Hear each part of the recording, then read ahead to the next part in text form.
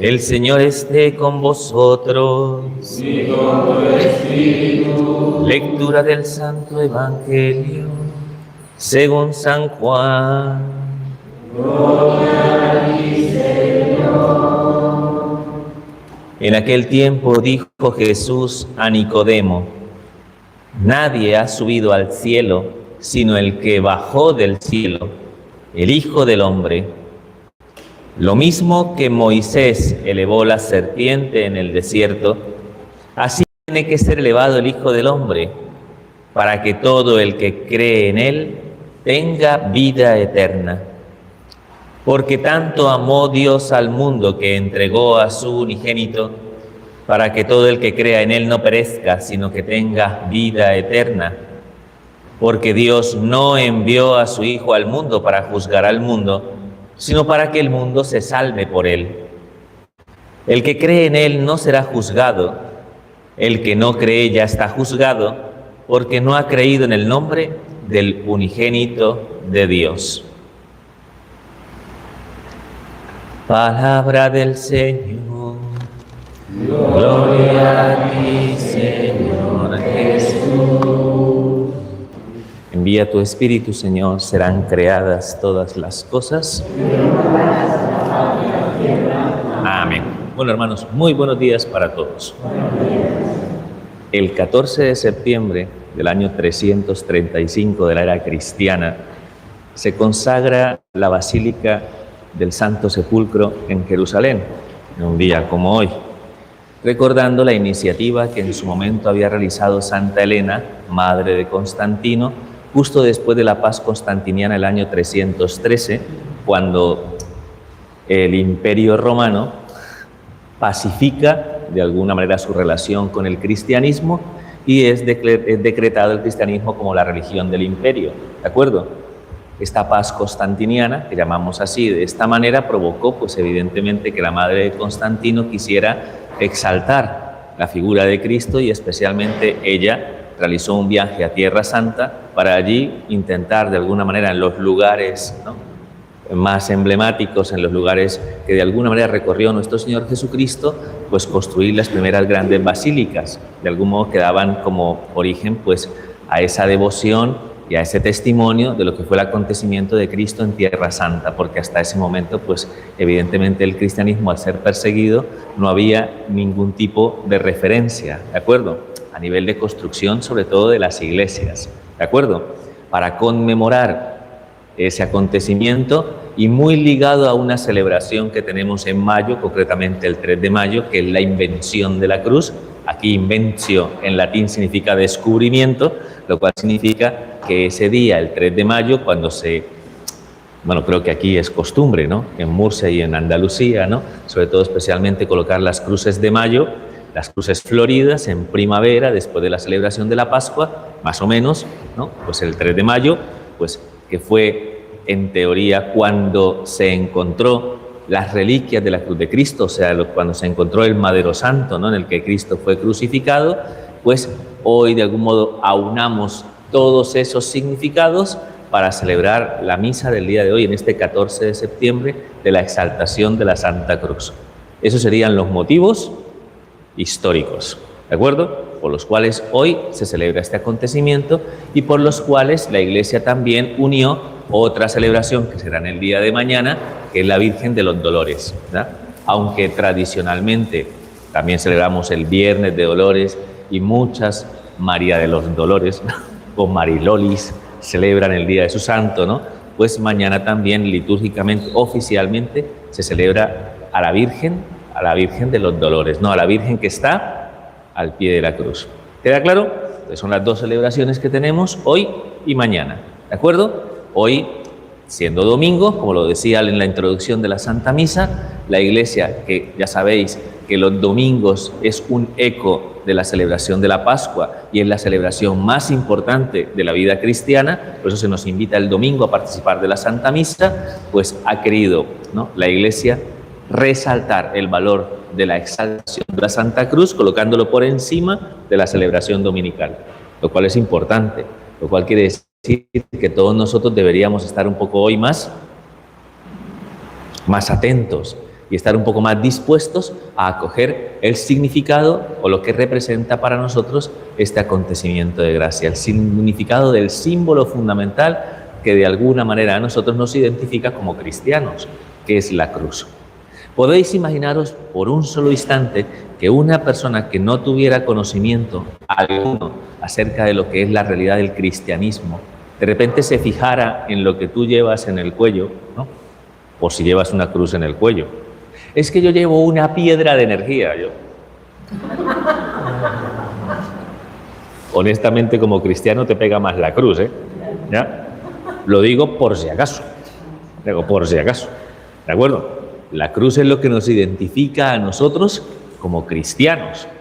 Como cristianos, sobre todo dentro del catolicismo, de algún modo, la consideración y la contemplación de Cristo en su sufrimiento en la cruz. Es algo que de alguna manera, repito, para una persona que en algún momento, ¿no?, plantea que si tenéis ese signo en el pecho, el signo de la cruz, y os pregunta cuál es el significado de ese signo, y si él os muestra, ¿no?, y si esa persona mostrara ese acontecimiento a ese que no conoce, diría, o sea que en el fundamento de vuestra fe, en donde sostenéis la vida, porque la fe es fundamento de la vida, vosotros seguís a un crucificado. ¿No os parecería raro? Porque tiene mucho más sentido que la consideración de lo divino, lo que marca en definitiva la piedad y la experiencia religiosa, nos situara dentro de la perspectiva de Dios, dentro de un Dios que podríamos considerar que es el trascendente, el absoluto, el glorioso, y sin embargo nosotros somos capaces desde la fe de contemplar esos atributos en ese misterio. ¿No os parece paradójico? ¿No os parece extraordinario pensar que cada uno de nosotros dirige la mirada, ¿no?, hacia una realidad que de la perspectiva humana, desde la perspectiva de la razón, sería una circunstancia que nos hablaría de fracaso, de sufrimiento y de muerte? La gran paradoja, ¿no?, del cristianismo cuando nos lleva a considerar este gran misterio, el misterio de la cruz. Entonces vamos a intentar profundizarlo a través de las lecturas que nos ofrece hoy este domingo, ¿de acuerdo? Dos lecturas muy interesantes, las que se nos ofrecen antes del Evangelio, bueno, porque el Evangelio hace referencia a la primera lectura, ¿de acuerdo? Voy a empezar más o menos por ahí, ¿de acuerdo? Este discurso del Evangelio es el discurso que Jesús tiene con un personaje muy específico que es con Nicodemo. Nicodemo es un fariseo judío, ¿de acuerdo? Que normalmente tenía como esa atracción, ¿no?, por la persona de Cristo, por sus enseñanzas, por su estilo de vida, porque de alguna manera, ¿no?, pues como lo decía la misma palabra de Dios, pues las palabras de Cristo llegaban al corazón, ¿no?, de muchos, ¿no? Incluso ese que era fariseo, normalmente los fariseos tenían el corazón muy cerrado, muy endurecido, se había dejado atraer, pero por miedo a que los demás fariseos lo juzgaran, normalmente iba a visitarlo de noche, ¿de acuerdo? Era discípulo, vamos, entre comillas, diríamos que Nicodemo era discípulo de bajo perfil. O sea, no publicaba selfies con Jesús, para que me entiendan, ¿no? O sea, intentaba vivirlo en la clandestinidad, ¿de acuerdo? Ese fariseo, ¿no?, que tiene este encuentro con Jesús, pues recibe por parte de Jesús pues este discurso, ¿no?, esta reflexión que hemos escuchado en el Evangelio del día de hoy y que tiene una profundidad extraordinaria, ¿de acuerdo? Una profundidad extraordinaria. Porque cuando él de alguna manera exalta la consideración de la obra de la redención, ya sabéis que en ese aspecto Jesús le dice a Nicodemo que el Hijo del Hombre no ha venido a juzgar al mundo, sino que el mundo se salve por él. Tanto amor ha tenido Dios por su pueblo y por sus hijos, que ha enviado a su unigénito para que el mundo no perezca, sino que tenga vida eterna. Es un anuncio gozoso de cómo de alguna manera Dios, en esa sensibilidad que tiene por sus hijos, de algún modo ha realizado, ¿no?, pues esta admirable condescendencia, ¿no? Ya sabéis, ¿no?, lo que plantea este texto, como Dios que es el que está, ¿no?, en lo alto de los cielos y que el universo es el estrado de sus pies, ¿de acuerdo? Ese Dios ha querido abajarse a nuestra condición se ha hecho hombre en las entrañas purísimas de la Santísima Virgen María, para que, asumiendo nuestra naturaleza, nos ayudara a nosotros a remediar el daño que había ocasionado el pecado en nuestro corazón. Lo realiza de un modo admirable, a través de la entrega de su propia vida, una entrega que está enmarcada dentro de un amor que no conoce límites, porque es lo que de algún modo reconocemos a través, ¿no?, del misterio pascual. Quien se entrega y da la vida, nadie tiene amor más grande que quien da la vida, es lo que dice, y lo que él mismo asume en su propia vida, y por eso es que hemos alcanzado la salvación. Dios ha tenido misericordia y compasión de nuestra situación débil y frágil. Por eso el Hijo no viene a juzgar al mundo, no viene a poner el dedo en la llaga. El Señor parte fundamentalmente de un conocimiento, de una sabiduría que penetra en lo hondo del corazón del hombre, y el Señor sabe que nosotros somos incapaces de alcanzar nuestra perfección de vida por nuestras propias fuerzas. Porque la concupiscencia, porque la herida del pecado en nosotros es de alguna manera un condicionante que hace que seamos incapaces de autosalvarnos, vamos a decirlo así. Entonces Dios, que sabe que no podemos, es como, no sé, si yo veo que la niña no puede, ¿qué haría, no, el padre si sabe que la niña no puede? Que la madre lo haga. No, hombre, que lo asuma él, también se puede, ¿no? Te está riendo para que... Bueno, pues normalmente si tú ves, ¿no?, que alguien no puede, entonces tú de alguna manera no vendrías de una manera prepotente y soberbia, ¿de acuerdo?, altiva en tu consideración de posibilidad, de potencialidad, a decirle de alguna manera, anda, que tú puedes. No sé si me entendéis. Entonces, lo que hace Dios es, al ver nuestra incapacidad, entonces viene en auxilio de nuestra debilidad e intenta ayudarnos para poder de alguna manera, ¿no?, a través específicamente del fruto de la Pascua, que es el Espíritu Santo, ayudar a que de alguna manera nuestro recorrido sea conforme a nuestra vocación, a nuestra dignidad de hijos de Dios, nuestro recorrido de vida, ¿de acuerdo? Así que, pues esa es la maravillosa obra de redención. ¿Y cómo se va a llevar a cabo? Esa es la cuestión. ¿Cómo va a ser exaltado de alguna manera el Hijo del Hombre, ¿no? Entonces, Jesucristo mismo alude a este texto del libro de los Números y llega a decir, así como la serpiente fue elevada en el desierto, así va a ser elevado el Hijo del Hombre, para que todo el que crea en él tenga vida y vida eterna. ¡Wow! Entonces, para eso tenemos que entender qué pasó en el libro de los Números, qué pasó con el pueblo de Israel en aquel momento, para que podamos entender el significado hondo y profundo que entraña, en primer lugar, el acontecimiento de la cruz. Entonces, nos regresamos a la primera lectura, libro de los Números. El pueblo de Israel va camino por el desierto hacia la tierra prometida después de la liberación de Egipto. Es el tiempo del Éxodo, ¿de acuerdo? Solo que este texto es del libro de los Números, ¿vale?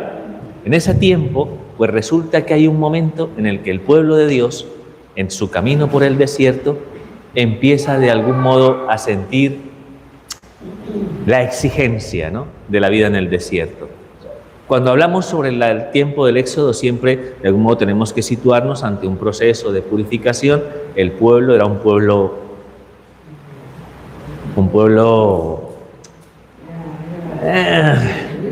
duro, ¿de acuerdo? Un pueblo duro, muy parecido a nosotros, ¿de acuerdo?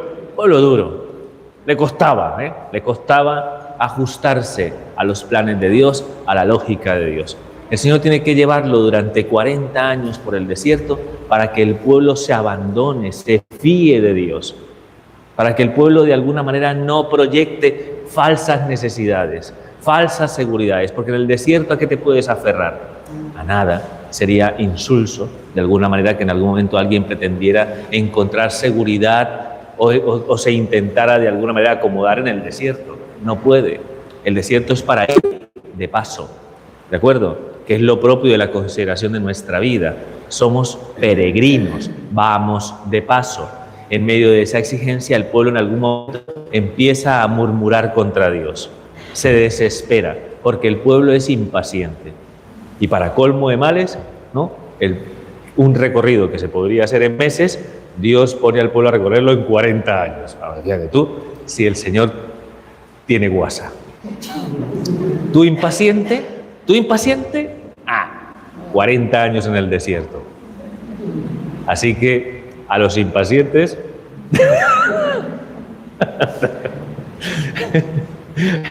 buena suerte. Porque Dios en sí no es un Dios de inmediatez. Dios no responde a lo que tú quieres, ¿de acuerdo? Dios quiere que te ajustes a su voluntad, porque Dios sabe realmente lo que tú necesitas y tú te equivocas muchas veces pensando en lo que tú necesitas, ¿de acuerdo? ¿Queda claro? Entonces, en esa circunstancia, el pueblo empieza a murmurar contra Dios, nos has traído aquí al desierto, aquí no hay nada, teníamos en Egipto carne y aquí no tenemos nada. Empieza a protestar, a murmurar, a rebelarse, a quejarse, ¿de acuerdo? Cuidado, es algo que puede pasar en nuestra vida, ¿de acuerdo? Esa actitud, de repente, dice el libro de los Números, que de repente esa actitud llama a un montón de serpientes. Entonces aquí, claro, la serpiente inmediatamente tiene que llevarnos al Génesis, ¿de acuerdo?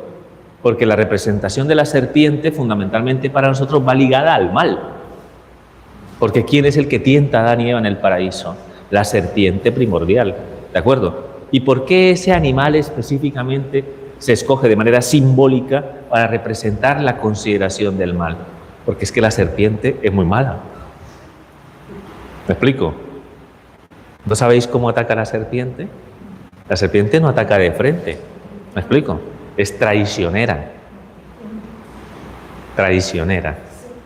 Rastrera. ¿De acuerdo? Rastrera. Como mi... No, cuidado, no hay que hacer comparaciones. ¿De acuerdo? Rastrera, traicionera, normalmente siempre, ¿no? Va sigilosamente, y cuando tú estás distraído, que normalmente esta situación dentro del libro del Génesis plantea fundamentalmente el hecho de apartarse de Dios, ¿de acuerdo? Pues la serpiente, ¿no?, en algún momento te ataca, te muerde con un veneno que es un veneno ponzoñoso, y que de algún modo, ¿qué es el fruto, ¿no?, de esta acción de la serpiente? La muerte, porque el veneno te mata en sí. Entonces, claro, cuando uno percibe esa realidad, tú ves una serpiente y ¿qué haces tú? ¡Ay, qué animalico bonito! No sé si tú coges un pomerania, ¿sabes? Es un pomerania, ¿no? De los perritos, ¿no? Perritos que son blanquitos, esponjositos, ¿no? ¡Ay, un pomerania! Tú coges el perrito, te lo pones aquí y le empiezas a acariciar la cabecita. Pero si tú ves una serpiente, ¿qué es lo que hace una persona sensatamente cuando ve una serpiente?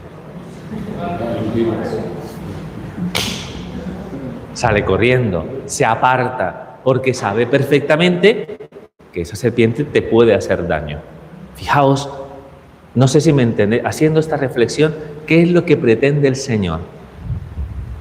¿Qué actitud deberíamos nosotros tomar ante el mal? Deberíamos apartarnos, deberíamos de alguna manera, ¿no?, pues evitarlo. Esa es la cuestión, cuando de algún modo el Señor presenta la serpiente, además porque el veneno que la serpiente de alguna manera, ¿no?, ese veneno que nos inyecta tiene que ver fundamentalmente, pues precisamente con la herida profunda que hay en el corazón del hombre. La serpiente de algún modo nos recuerda, ¿no?, la rebeldía de los ángeles que de alguna manera se rebelaron contra Dios. Hay orgullo, hay prepotencia, hay incapacidad de servicio y de entrega. O sea, todo lo que evoca fundamentalmente la serpiente de alguna manera va ligado al mal.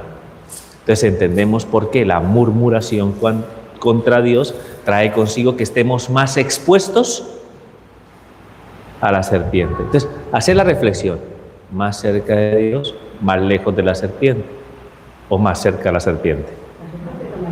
Si Dios está más cerca, la serpiente está más lejos. Si Dios está más lejos, la serpiente está más cerca.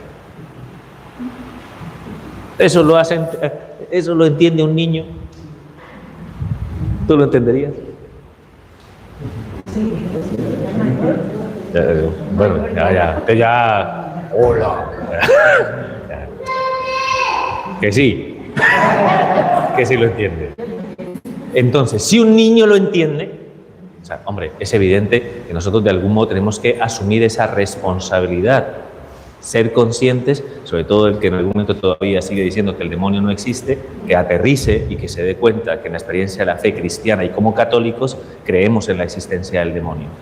No le damos de alguna manera al demonio, digamos, una especie de papel de preponderancia. La cuestión aquí es precisamente exaltar la necesidad de estar cerca de Dios y de afirmar de alguna manera nuestra adhesión de corazón a Cristo. Si lo hiciéramos de esa manera, ¿qué pasaría con el demonio? Lo mantendríamos alejado, ¿de acuerdo? Pero evidentemente cuando somos débiles, cuando somos frágiles, cuando de alguna manera nos debilitamos, cuando somos de ese aspecto pusilánimes, pues evidentemente eso atrae la capacidad que tiene el mal de hacer daño, que fue lo que pasó con el pueblo de Israel. Las serpientes llegaron y empezaron a morderles, y al morderles muchos empezaron a morir, ¿de acuerdo? Porque repito, ¿qué tipo de muerte estamos hablando? La muerte del alma, la muerte espiritual, ¿de acuerdo? La muerte espiritual, a eso es lo que nos lleva el maligno, la serpiente primordial, ¿de acuerdo? Entonces, en esa perspectiva aparece Moisés como mediador. Señor, nos has traído a morir en el desierto. Ten compasión y misericordia de tu pueblo. Entonces Dios le dice a Moisés, mira Moisés, vamos a hacer una cosa. Vas a hacer un estandarte y vas a hacer una serpiente, ¿no?, de bronce, y la vas a poner en ese estandarte. De tal manera que los que sean mordidos por la serpiente puedan contemplar este signo, y si contemplan este signo, se salvarán. Esto tiene tela que cortar, porque parecería una opción muy fácil. Pues si en algún determinado momento pues a alguien le muerde la serpiente, pues mirar hacia el estandarte y ya está resuelto el problema. Pero la cuestión es, ¿qué es lo que estás mirando en el estandarte? ¿De acuerdo? Porque al colocar esta serpiente de bronce en el estandarte, aquel que había sido mordido por la serpiente, al contemplar la serpiente en el estandarte, le recordaba algo. ¿Qué le recordaba? ¿Qué era lo que tenía que recordar? Porque la serpiente, ¿a qué le llama a reflexionar? ¿A qué le lleva a pensar? En el mal. Por tanto, para todos aquellos que habían sido mordidos porque habían murmurado contra Dios, el contemplar esa serpiente era enfrentarse a su propia situación de miseria y de pecado. ¿Me entendéis? Por tanto, cada uno de ellos hay el pecado, ¿no? A ver, la actitud normalmente de cualquier persona, en condiciones normales y sin la gracia, es que cuando de algún modo uno es consciente de su pecado, uno levanta la alfombra, ¿no?, y hace así, como si no existiera, ¿de acuerdo?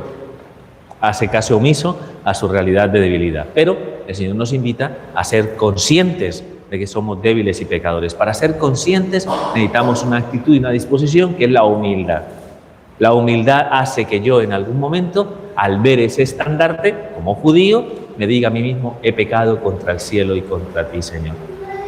¿Me explico? He murmurado contra ti. Por eso al final, no todos aquellos que miraban la serpiente y eran capaces de quedarse mirando, porque en el momento en el que eran conscientes de esa realidad, muchos podían en algún momento no querer mirar hacia esa circunstancia. ¿Me explico? Querer negarla, querer proyectarla hacia afuera, como hacemos muchas veces. ¿El mal de quién es culpa? De todo el mundo menos de nosotros. ¿Me explico? Hay personas que llegan a la confesión, Padre, mira, qué tremendo. Es que mi vecina me hace pecar. Es que mi marido me hace pecar. Pecamos nosotros. ¿De acuerdo? Pecamos nosotros. Somos los que debemos asumir esa responsabilidad en sí. Y eso es lo que significa mirar hacia la cruz, hacia ese estandarte y tomar conciencia de lo que yo he hecho. He murmurado contra ti. Entonces, si yo en ese momento, a través del mirar el estandarte, yo me humillaba delante de Dios y le pedía misericordia y compasión, ¿qué hacía Dios? Me curaba, me sanaba. ¿Entendéis ahora lo del libro de los números? Muy bien. Ya sabéis que curiosamente quedó dentro de la cultura cristiana, bueno, judeo-cristiana, en el desarrollo, ¿no?, de la historia, el hecho de que el símbolo de la medicina sea ese. La cruz con el estandarte. ¿No lo has visto? En las farmacias. ¿No han visto? Es ese signo. ¿Y por qué? Porque ese signo trae consigo la salvación, la redención, en definitiva. Pero planteándonos siempre un ejercicio de reconocimiento de nuestra miseria. ¿De acuerdo? Entonces, ¿cómo ese sentido del libro de los números lo asume Cristo en el Nuevo Testamento, aludiendo a sí mismo y al acontecimiento de la cruz? Para eso necesitamos la segunda lectura. ¿De acuerdo? Lectura de la carta del apóstol San Pablo a los cristianos de Filipos, la carta a los filipenses. Es un himno precioso que está en el capítulo 2 de esta carta. Es un himno de cristología extraordinario. Cristo, no haciendo alarde de su categoría de Dios, ya lo hemos dicho ahora, ¿no?, que Cristo, el Hijo de Dios, condesciende, ¿no?, a nuestra realidad humana. No hizo alarde de su categoría de Dios, por tanto no se presentó, ¿no?, como un ser divino, como un ser ostentoso, como un ser no grandioso, no hizo alarde, sino que se abajó y condescendió. ¿De acuerdo? Por el contrario, asumió la condición, dice el libro de los Filipenses, lo hemos leído ahora, de esclavo, de siervo. E inmediatamente yo, en el conocimiento de las Sagradas Escrituras, cuando hablo de esclavo y de siervo, ¿a quién tengo que hacer referencia? En el Antiguo Testamento.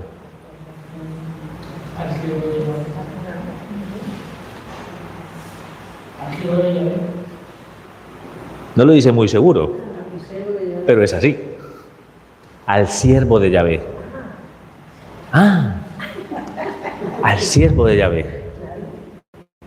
Tomó la condición de siervo y asumiendo nuestra condición humana, menos en el pecado, se ofreció a sí mismo y se entregó a sí mismo. Y precisamente porque esa entrega fue hasta la muerte y muerte de cruz, dice la carta a los Filipenses, Dios lo ensalzó sobre todo nombre.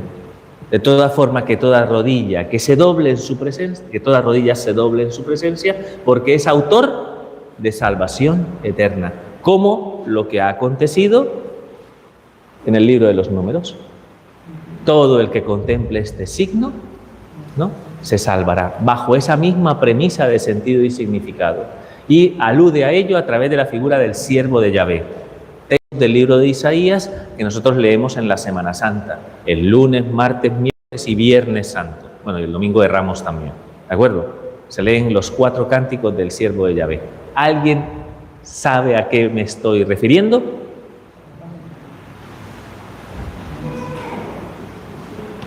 El que diga así le pregunto. Los 4 cánticos del siervo de Yahvé del libro de Isaías hacen referencia al Mesías, Rey y Salvador, que vendrá a liberar al pueblo judío de la esclavitud, que le otorgará la salvación, y esos cánticos del siervo de Yahvé nos presentan a este siervo que cómo lleva a cabo esa obra de redención. ¿Qué anuncian los cánticos del siervo de Yahvé? Que el siervo justificará a muchos, ¿de qué manera? A través del sufrimiento. A través del sufrimiento. El 4 cántico del siervo de Yahvé, que se lee en la liturgia del Viernes Santo, nos recuerda que ese siervo venía de algún modo a ser víctima expiatoria por nuestros pecados. Los pecados, bueno, el contenido del pecado, es que el pecado es una agresión, es una injusticia, produce un daño. ¿Lo sabéis o no lo sabéis?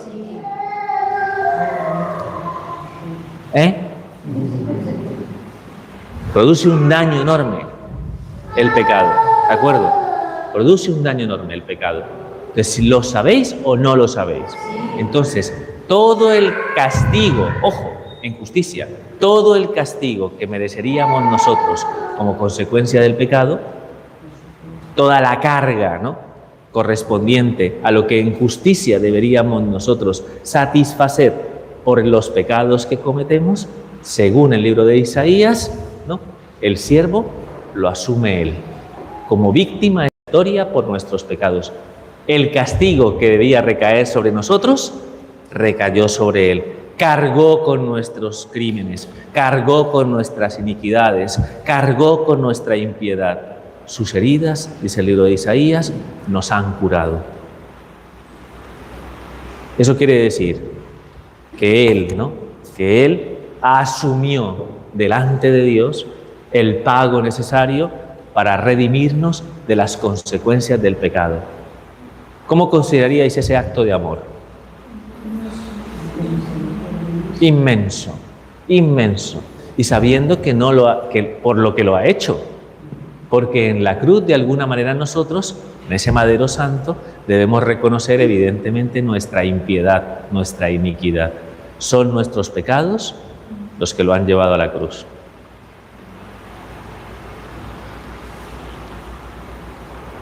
Tal cual. Los pecados de la humanidad hasta ese momento, los de nuestro tiempo y de los tiempos futuros. Todo lo llevó el Señor en ese madero. Cuando uno contempla este acontecimiento de gracia, cuando uno contempla a Jesús cargando con la cruz, ¿me explico? Que ya sabéis que Jesús no carga con la cruz de una manera, no sé cómo decirlo, ¿no? Como gravosa, ¿no? Él abraza la cruz, la abraza con amor. En la película La Pasión, cuando se encuentra con la Virgen, ¿no? Le dice a la Virgen: Madre, mira cómo estoy haciendo nuevas todas las cosas, haciendo referencia fundamentalmente a textos proféticos que anunciaban, ¿no?, la redención y la salvación a través del sufrimiento del siervo. ¿De acuerdo? Él se está identificando con el siervo de Yahvé. Él de algún modo te está redimiendo y por eso ha sido crucificado. De tal forma que todos y cada uno de nosotros contemplamos este acontecimiento, que es el que de algún modo hace parte simbólica, significativa de nuestra experiencia de fe. ¿Tenéis crucifijos en vuestras casas? Sí. Soy el que me... Pues no. Tengo un gatico que hace así. Yo tengo un Buda muy chulo en mi casa. Ya. Pero si somos aquí cristianos católicos, me explico, nuestro signo fundamental es la cruz. Y espero que tengáis una cruz en vuestra casa. ¿De acuerdo? Un crucifijo. Muchos de vosotros tenéis crucifijos, ¿no? Lleváis crucifijos, tenéis en el rosario un crucifijo, en fin. Bueno, la cruz en sí. ¿Qué es lo que te transmite y te comunica en primer lugar? ¿Qué es lo que te comunica? Por un lado, el inmenso amor que ha tenido Jesús por ti al entregar su vida para que tengas tu vida abundante. Es un acto de amor profundo, por eso la cruz de alguna manera para todos nosotros es símbolo de amor extremo, de un amor que no conoce límites, ¿de acuerdo? De un amor que establece, ¿no?, un principio de paz y de justicia entre el cielo y la tierra y entre los hombres. Es una cruz, si os dais cuenta, ¿no? La dimensión vertical y la dimensión horizontal de la obra de la redención. Vino a poner la paz entre Dios y los hombres entre sí. Fue el primer mensaje de la Virgen de Medjugorje. Primer mensaje de la Virgen de Medjugorje, ¿no? He venido a interceder por vosotros para que haya paz entre Dios y los hombres entre sí. Haz la línea entre Dios y los hombres entre sí. La cruz tiene un valor simbólico extraordinario de pacificación y de bondad. Está de algún modo velada. ¿Velada por qué? Por el sufrimiento y el dolor. Es verdad, ¿de acuerdo? Es lo que los judíos de alguna manera fueron incapaces de superar, esa circunstancia. La película de La Pasión generó una controversia enorme porque los judíos en algún determinado momento planteaban que nosotros exaltábamos la realidad del sufrimiento, ¿de acuerdo? Que de algún modo parecía que nos gustaba, ¿saben cómo se llama la persona que le gusta sufrir? Un masoquista, que nosotros de alguna manera vivíamos nuestra experiencia de fe en la base del masoquismo. Eso es absurdo en sí mismo. ¿Me explico? Para nosotros la experiencia del sufrimiento y el dolor, lo que experimenta Cristo en la amarguísima pasión, desde el huerto del Getsemaní hasta que muere en la cruz por nosotros, representa fundamentalmente el alcance de un amor que no conoce límites. Y yo creo que aquí todos somos conscientes porque muchos de vosotros habéis hecho sacrificios auténticos y verdaderos por vuestros hijos o por personas muy amadas. ¿Me explico? No sé si me entendéis. ¿Cabe pensar que un sacrificio traiga consigo la posibilidad de asumir el sufrimiento y el dolor por amor? ¿No lo hace una madre cuando de alguna manera con dolores de parto engendra a sus hijos? No sé si me entendéis. Está presente en nuestra forma de entender la realidad, solo que tenemos que sublimarlo y referirlo al acontecimiento de Cristo, ¿de acuerdo? No es el sufrimiento y el dolor el fin en sí, sino es la obra de salvación que va ligada fundamentalmente a ese amor. Entonces, lo primero que tienes que saber es amado por Dios cuando mires esa cruz. Lo que dice San Pablo cuando contemplaba la cruz: me amó y se entregó por mí. Me amó y se entregó por mí. Si tú cada vez que ves una cruz, esa cruz te está diciendo que Dios te ama, eso da esperanza, da consuelo, da fortaleza, porque es una bocanada, ¿no?, de seguridad y confianza para todo cristiano, el saber lo que ha hecho Cristo por ti. ¿Me explico? Y es algo que de alguna manera nosotros a veces perdemos de vista en nuestra conciencia de vida cristiana. ¿Qué es lo que te dice a ti cada cruz que contemplas y ves? Es que no hay amor más grande que el que ha tenido Jesús por ti, porque Jesús te diría que si hubiese sido la única persona sobre la faz de la tierra, Él hubiera entregado su vida por ti, para que tú tuvieras vida. ¿Me explico? No se entrega por un montón, no, se entrega por ti. En frase de San Pablo: me amó y se entregó por mí. Eso ya de por sí genera unos sentimientos muy positivos, ¿de acuerdo? Muy positivos. Y la otra circunstancia es tomar conciencia de qué ha llevado de alguna manera a que Jesús entregue su vida por mí, y es mi pecado, que es lo que está reflejado en esa cruz. Por tanto, ¿qué actitud tiene que suscitar? La misma que en los israelitas en el libro de los Números. ¿Qué actitud era esa? De humilde arrepentimiento. ¿Me explico? Lo cual no quiere decir que nos vamos a centrar en una especie de sensación de culpabilismo, sino que ese arrepentimiento humilde lo que tiene que llevarnos a través de esa conciencia es a luchar contra el pecado y pedir la gracia a Jesús de que el fruto extraordinario de ese acto de amor, que es el Espíritu Santo, venga en auxilio de nuestra debilidad para que luchemos continuamente frente a aquello que de alguna manera, ¿no?, ha hecho que Jesús entregue su vida por ti. ¿Me explico? Y eso, si lo hiciéramos cada vez que vemos un crucifijo, no os imagináis la gracia y la bendición que representaría para todos y cada uno de nosotros. ¿De acuerdo? La gracia y la bendición que representaría, a ver si hemos sido capaces de coger las dos ideas: el inmenso amor que Dios me tiene y el reconocimiento humilde y la conciencia de mi pecado para luchar continuamente por liberarme de esa realidad. ¿Lo hacemos? O sea, cuando llegues a tu casa y veas el crucifijo, ¿y qué hago con el gato? En fin, pero cuando veas el crucifijo, pues esas dos ideas, lo que os pido con el corazón en la mano, dos ideas fundamentales. Dale gracias a Jesús. Señor, gracias por amarme. Gracias por entregarte por mí. Gracias porque cargaste, ¿no?, con lo que yo debía cargar. Gracias porque expiaste mi pecado con tu sufrimiento y con tu dolor.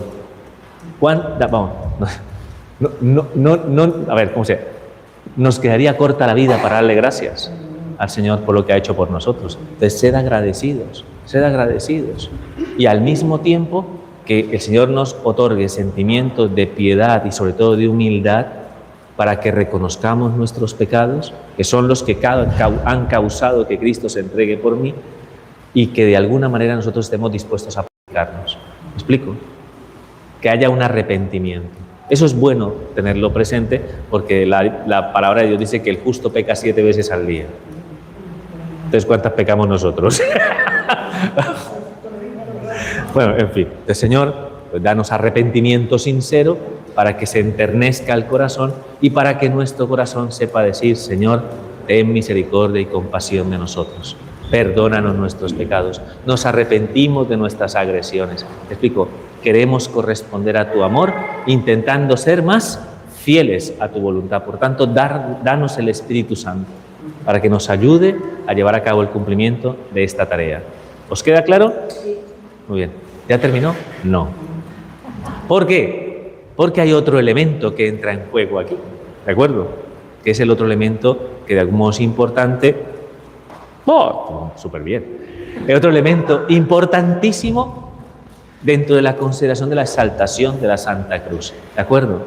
Y es que la cruz, al ser de alguna manera una realidad que Cristo asume en su humanidad, al ser de algún modo referencia fundamental de la vida cristiana, viene de repente a ofrecer, ¿no?, una dimensión de significado y de sentido para tu propia experiencia de sufrimiento y de dolor. Porque aquí todos de alguna manera rezamos en la salve, estamos en este valle de lágrimas, ¿de acuerdo? Estamos en este valle de lágrimas. Y cuando decimos que estamos en un valle de lágrimas es porque tomamos conciencia de que la vida en algún momento, pues a veces de alguna manera nos presenta esta situación, ¿no?, de sufrimiento, de purificación, de muerte también, ¿no?, porque mueren seres queridos a nuestro alrededor.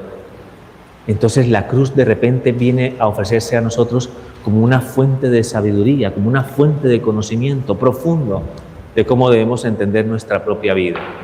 ¿Sabéis qué dice San Pablo? San Pablo dice en algún momento: completad en vuestra carne lo que falta a la pasión de Cristo.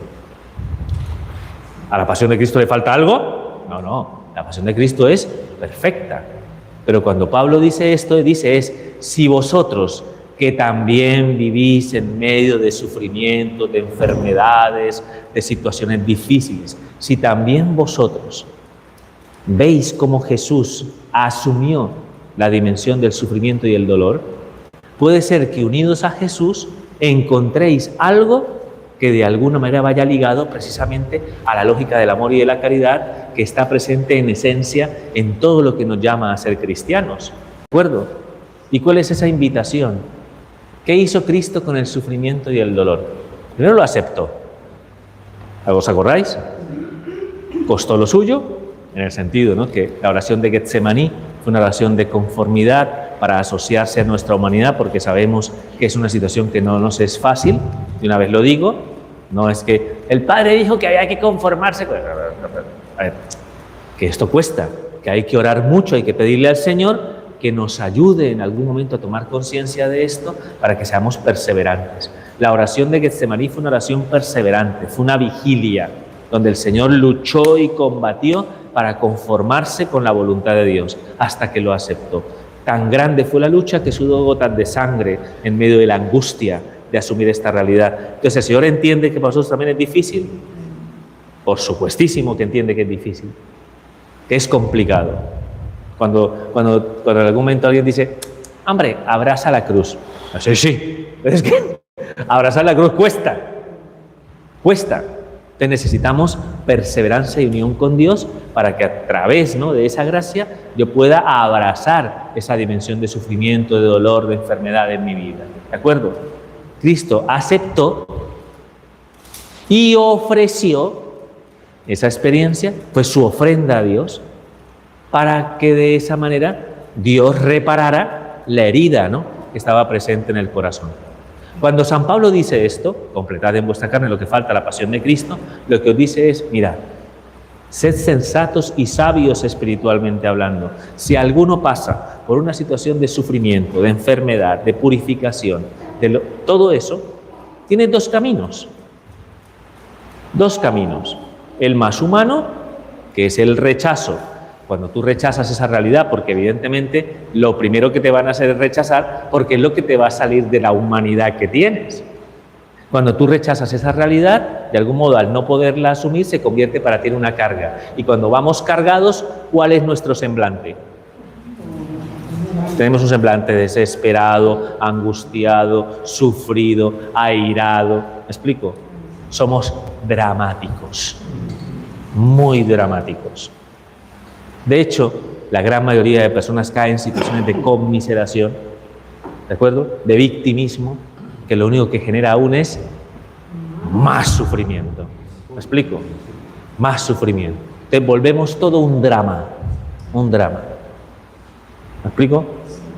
Por eso hay tantas novelas. ¿Me explico?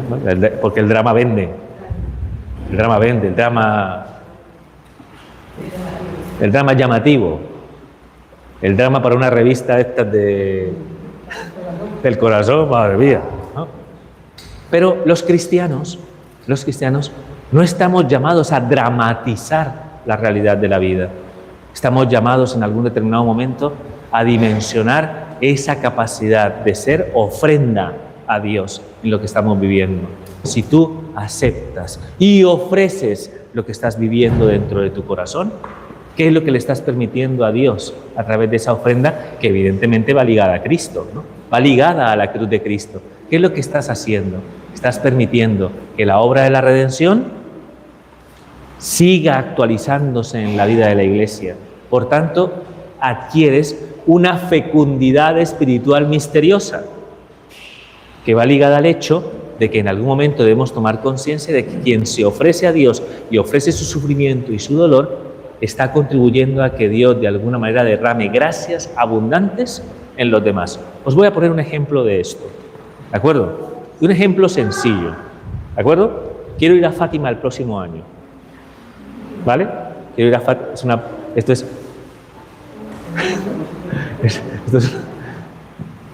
así me ha salido ahí, así de buenas a primeras. Vamos a ir a Fátima el próximo año, ¿de acuerdo? Voy a proponerme esa peregrinación para ir a Fátima. En Fátima, los niños fueron de alguna manera, ¿no?, como acompañados en primer lugar por el ángel de Portugal y luego por la Virgen María, para comprender esta fecundidad espiritual, de cómo cualquier sufrimiento, cualquier situación, ¿no?, adversa, cualquier contrariedad podía ser ofrecida a Dios por la conversión de los pecadores. ¿Habéis escuchado esto alguna vez? Por la conversión de los pecadores. Porque evidentemente, al unirnos a Cristo en el ofrecimiento, a través de nuestras propias luchas, de nuestras propias contrariedades, estamos haciendo que la obra de la redención alcance a aquellas almas que tienen necesidad. Misterio tan profundo y tan poco meditado, dirá Pío XII, que la salvación de unos dependa del sacrificio y la ofrenda de otros en la Iglesia. Vaya tela, es una invitación al amor, una invitación que siempre estamos de alguna manera menospreciando por nuestra falta de adhesión a la cruz de Cristo. Ahí es donde tiene sentido que yo le diga a un alma, abraza la cruz. Pero no abraza la cruz como si fuera una carga, no, abraza la cruz como una invitación a que seas capaz de amar y de alcanzar dentro de la consideración del amor límites insospechados para nuestra forma de entender el amor. Porque ese amor se vuelve un amor más grande. ¿Como el de quién? Como el de Cristo, que supo hacerlo de esa manera. Nosotros, en cambio, drama por todo.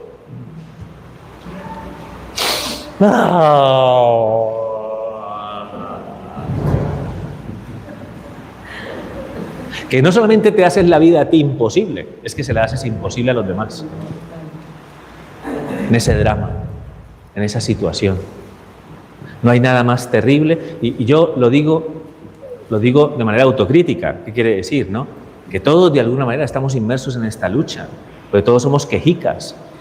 ¿Me explico? Todos de alguna manera, cualquier contrariedad, ya estamos incómodos ante las contrariedades. No sé si me entendéis. ¿Cuánto tarda esta? Ofrécelo.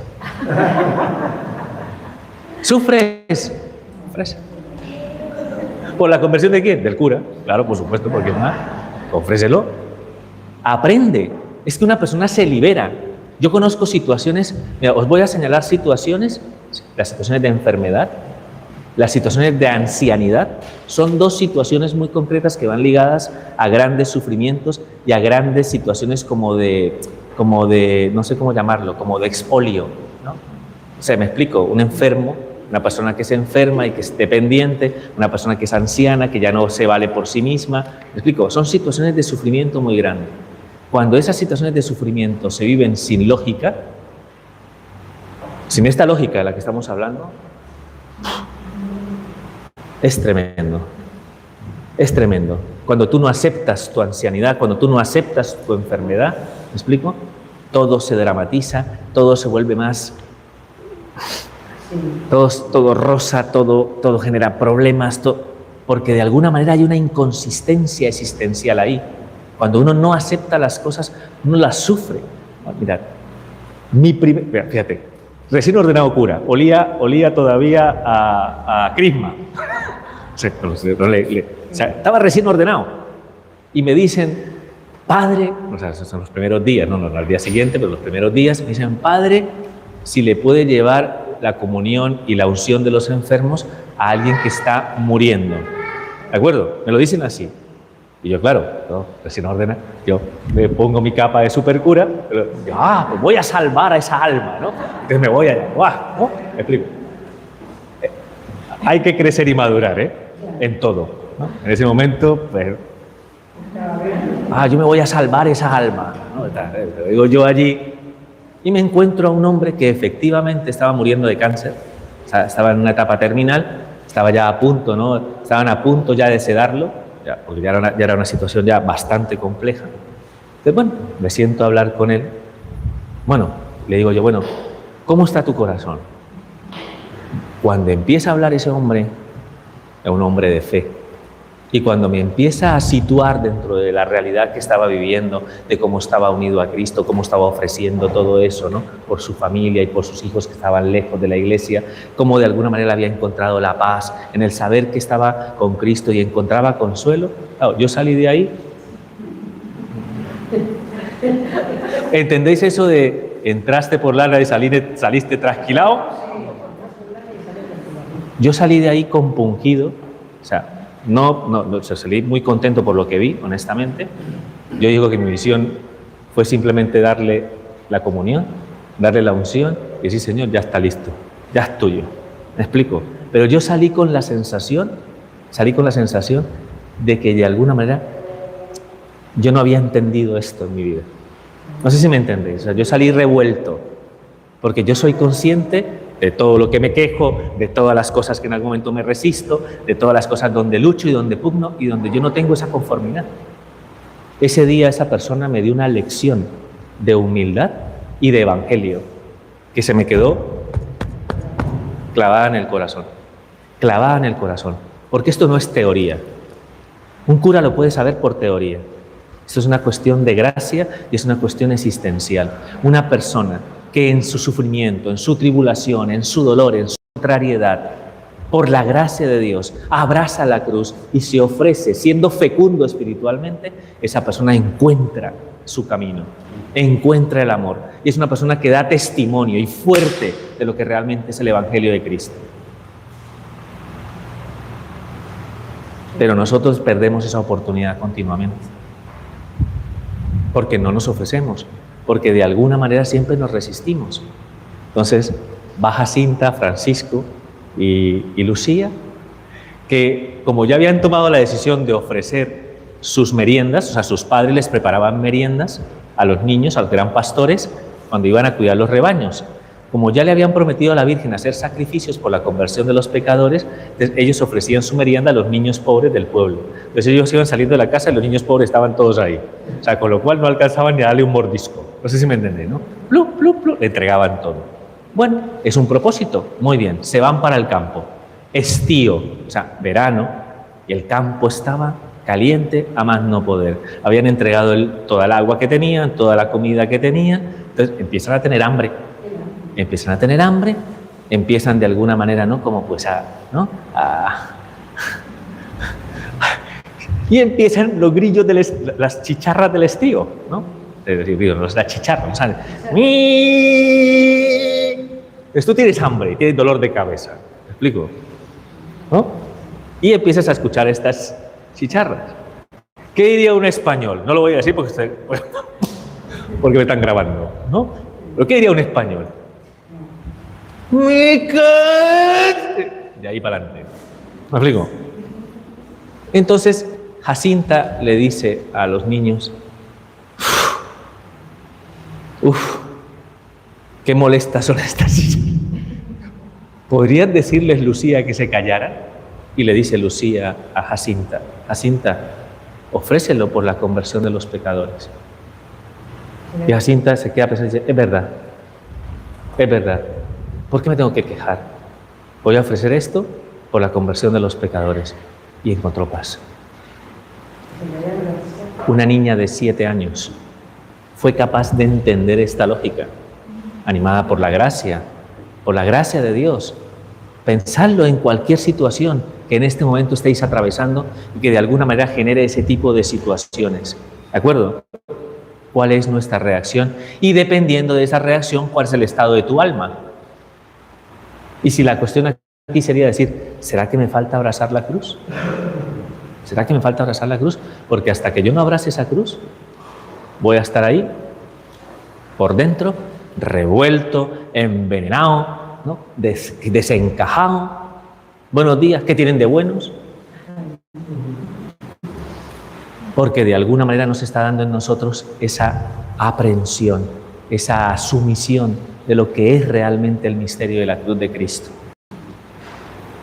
Y hermanos, como versa una oración que quiero que leáis antes de iros, que está allí en la capilla de Santa Teresita del Niño Jesús. Siempre es paradójico porque esa oración no es de Santa Teresita del Niño Jesús. Pero bueno, está ahí. ¿Qué le vamos a hacer? ¿No? Es de Santa Teresa de Ávila, en realidad. Pero esa oración que está ahí, me gustaría que la hicierais antes de iros. Entonces no os agolpéis luego allá. ¡Ah! ¡No quiero leer la oración! Tranquilos, ¿no? Con tiempo, otro día, esa oración que está allí, en una de sus frases dice, en la cruz está la vida y el consuelo, y ella única es el camino para el cielo. En la cruz está la vida y el consuelo, y ella única es el camino para el cielo. Hermanos, la cruz es la prenda grandiosa de nuestra redención y salvación, es fuente de sabiduría para quien es capaz de abrirse a toda su lógica, a toda su grandeza. Los santos descubrieron esta gracia y fueron capaces de, con alegría, con esperanza, entregar muchas veces su vida en situaciones de sufrimiento atroz, los mártires, porque sabían, porque tenían claro la gran fecundidad que va asociada a este misterio. Entonces yo os pido de todo corazón que permitáis, ¿no?, que estas gracias que en este día se ensalzan se manifiesten en nosotros, y mucho más nosotros, locales, ¿no?, aquí en la iglesia particular de Cartagena, porque tenemos las dos reliquias, una de las dos reliquias oficiales y reconocidas de la cruz de Cristo, ¿no?, de las reliquias que se conservan en la iglesia de la Santa Cruz de Jerusalén en Roma, ¿de acuerdo?, que son Santo Toribio de Liébana, ¿de acuerdo?, y Caravaca de la Cruz. Que de algún modo seamos conscientes que algún día muy probablemente visitaremos el santuario, que tendremos un gesto de adoración ante el misterio de la cruz. En un árbol, ¿no? En un árbol, el árbol del bien y del mal. A través de ese árbol y la desobediencia de nuestros primeros padres vino la ruina, ¿de acuerdo? Pero gracias a otro árbol, el madero santo de la cruz, y al nuevo Adán y a la nueva Eva, a Jesús y a María, se nos ha sido otorgado a nosotros la salvación.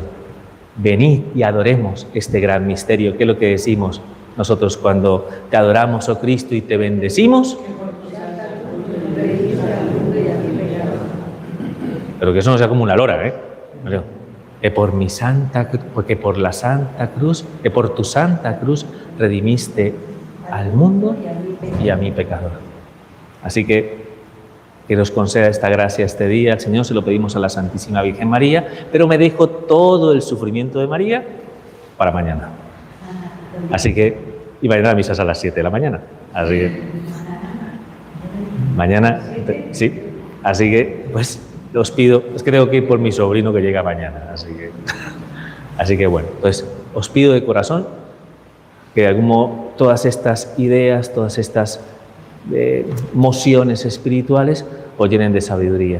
Lo dice San Pablo, la cruz es La cruz es maldición para los judíos y necedad para los gentiles, pero para nosotros es sabiduría de Dios y fuerza de Dios. Así que os quiero sabios y fuertes. ¿De acuerdo? No dramatices. No dramatices. Sabiduría y fuerza de Dios. Que así sea.